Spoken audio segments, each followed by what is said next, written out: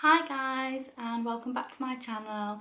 Today's video is, as you've probably seen by the title, the controversial parent tag.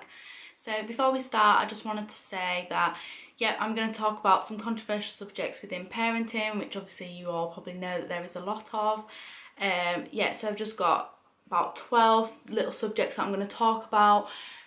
All these opinions are my own opinions, and everyone parents differently, everyone has a different opinion on things. So I just wanted to say, like, these are my personal opinions. This is nothing against anyone else. This is just what I think. So let's get on with the video. So the first subject, I've written them all down on my little pad, is baby wearing. So I absolutely love baby wearing. I have a little carrier for Eva, which was amazing, especially when she was going through the kind of clingy stage at about 4 months. I'll just put her in the carrier, carry her around the house, be able to do things because I'll have my hands free, and just get jobs done with her on me. She would usually fall asleep. If me and Sean go walking and stuff and we don't want to take the pram, I'll carry her through the airport when we went on holiday. If you haven't seen our holiday vlog, I'll link it below. But I carried her through the airport. It was just so much easier to just dump the buggy at check-in instead of taking it all the way through with us, and I just carried her in the carrier and she was absolutely fine. That is a pro, I think, for me. The next one, I'm not really too sure, like, I don't really know much about it, but it's circumcision. So circumcision, I know it's kind of a religious thing. I don't really have anything to do. If I was to have a boy, I wouldn't circumcise him, because unless there was some medical issues there, but I don't see why it needs to happen, unless obviously for your religion, then that's perfectly fine if that's what you want to do with your child. But for me, I just don't see any reason to, unless there was some medical issues. Number 3 is adoption. I absolutely praise anybody, and I have the utmost respect for anyone who adopts children. I think it's an absolutely amazing thing to do. I think you're giving a child an amazing quality of life, and I just really praise anyone that can take on someone else's child. Also, if someone can't have children and they adopt, I also think that's an amazing thing, and that child is your child. When you adopt them, you bring them up as your own, and I just think someone who can do that is amazing. Someone I look up to, basically, just absolutely amazing. I've got the utmost respect for people like that. I just think you're so kind and generous to do that. I think it's brilliant. Ooh, number 4 is quite a controversial one. Baby piercing. Baby piercing, I do not agree with at all under any circumstances. I think it's pointless. Why do you need to get your baby's ears pierced, or any piercing? I think you're just putting your baby through unnecessary pain that they don't need to go through. And as well, what if your baby, say I got Eva's ears pierced, and then she grew up and she didn't want them pierced? It's not her choice, is it? So I just don't agree with it at all. I know some people do it for religious reasons, and that is absolutely fine, but people who don't do it for religious reasons, I really do not agree with it. I just think you're putting your baby through unnecessary pain that they don't need to go through, and I don't like the look of them on babies either. I just don't like it. I just think it's not very nice for your baby, and obviously if they grow up and they don't like it, then you've just wasted putting them through that pain for no reason. Number 5 is breast milk versus bottle milk, and this is a big one. It's always about, I always see on my Instagram people promoting breastfeeding. Obviously when Eva was born, I breastfed her for 3.5 months, and I felt very pressured to do so, especially by midwives. Like in the hospital, I saw a girl across the hall from me when we was in our little rooms after we'd given birth, and she was very much struggling to breastfeed, and the midwives just kept telling her, and her baby was screaming for hours because the midwives wouldn't let her give her bottle milk. And this woman had 2 children previous, so she knew what she was doing. She was saying to the midwives, she's not latching on, she's not going to latch on, I need to feed her, like. And the midwives just kept making her persist, but in the end they ended up giving her a bottle. But I just don't see the massive issue with it. Yes, breastfeeding is the most natural way to do it, because obviously it's coming from your body's producing it, and that's what women's boobs are for, not for men to look at, for producing milk. But if your baby is happy and healthy, then why does it matter how they're fed? I mean, Eva was breastfed, and then we decided to put some milk, of my breast milk, into a bottle for her to have, and she just preferred the bottle, and it was too much for me, and so she went on to formula. And to be honest, formula was the saviour for us, because she was not gaining weight as quick, and she did drop in weight because when she was poorly, and it was just going back up very slowly. And when she had formula, she was absolutely thriving. She was gaining weight properly, she was so much more happier and content. So I'm a bit of both. She loved breastfeeding and she was really good, and she latched on straight away, I had no problems. But then she loved formula as well. So as long as your baby is healthy and happy, I don't give 2 hoots how you feed them. Oh, this is another one. Smacking. So smacking for me, I say this, I don't like the idea of smacking your child when they've been naughty or, you know, misbehaving. But then when you're in that situation, I suppose it's totally different. So I'm not sure. Like, as a child, I was very rarely smacked. Like, I remember my mum and dad not really doing it. I think I was smacked a few times, and I knew as well, like, I'd been really bad if I was smacked. Like, it wasn't a thing that they would just like tap me, or you know, if I was just doing something that I shouldn't have been doing, it had to be like bad. But I don't know, I've obviously haven't been in that situation with Eva yet, so I don't know how I will react. I know that Sean wouldn't, because he's a softie with her, and, you know, let's get away with everything. Even now when she's spitting food out of a high chair and stuff, he's like, But yeah, so I don't really know. Like, I don't disagree with it, but I don't also agree with it. I'm kind of on the fence with it, but then I don't want to say my opinion because I don't want to go back on it, because I don't know how we'll react when she does do something like that. Co-sleeping. I am a firm believer in co-sleeping. I have co-slept with Eva. Sometimes, like when she was ill, I co-slept with her, and as long as you do the position where you've got your arm around and their head's there, and then you have your legs underneath them, they're fine. Like, and Eva slept so much better when she did co-sleep with me. We have also kind of co-slept with her when we went and stayed at mum and dad. She was in a sleepy head in between us both. But yeah, I am a firm believer, if you want to co-sleep with your baby, co-sleep with your baby, especially if you're breastfeeding. It's a lot easier. You can just, you know, as Sean would say, whap your boob out, and they're there next to you. Also for co-sleeping as well, if you don't want to actually co-sleep but you do like the idea of it, we had a Chico next to me, which was brilliant. That was kind of like co-sleeping, because she was right up against the bed next to us, and yeah, and so it was just as if she was in our bed, but she wasn't. She was in her own little space anyway. But yeah, co-sleeping, yeah, if you want to do that, it's brilliant. If you don't, then you know. But I do support people that co-sleep. So the next one is home versus public versus private school.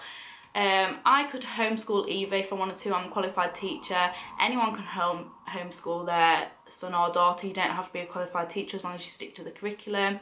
I love seeing things like on Instagram or on YouTube where people are teaching their children about the world, and they're travelling and they're taking them everywhere. I think that is absolutely amazing, and if I could afford to, I would absolutely love to do that with Eva. Just take her all around the world, teach her the different cultures and everything like that. I think that is brilliant. On the other hand, I wouldn't want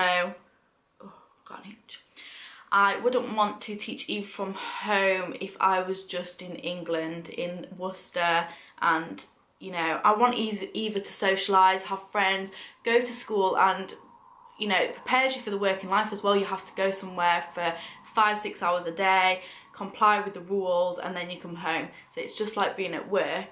Private or public school, either will be going to a public school. People who go to private school, I don't knock them at all. If I could afford to put either in a private school, then I would, but I can't, so she will be going to a public school. But anyone who does go to private school, I absolutely understand why. You just want the best for your child, you want the best education, the best for your child. Like, when Eva goes to school, she will be going to public school, but I will be finding the best school for her to go to before she goes. So, and I'm sure every other parent agrees with me, you just want the best education for your child. So this next one has been quite a hot topic with me recently, with what I've been seeing kind of online and within friendship groups and things like that, and it's vaccinations. Vaccinations for me, Eva has had all her vaccinations. She had them all on time and everything, and yeah, I fully agree with having vaccinations, as you are preventing your child from getting serious illnesses, and you're also preventing your child from carrying serious illnesses for other children to get. That's why I agree with having vaccinations. I think it's important to have them, but I also understand there's a lot of things about, I've read some articles about them causing autism, and I can understand why people are scared to give them their children when they read things like that.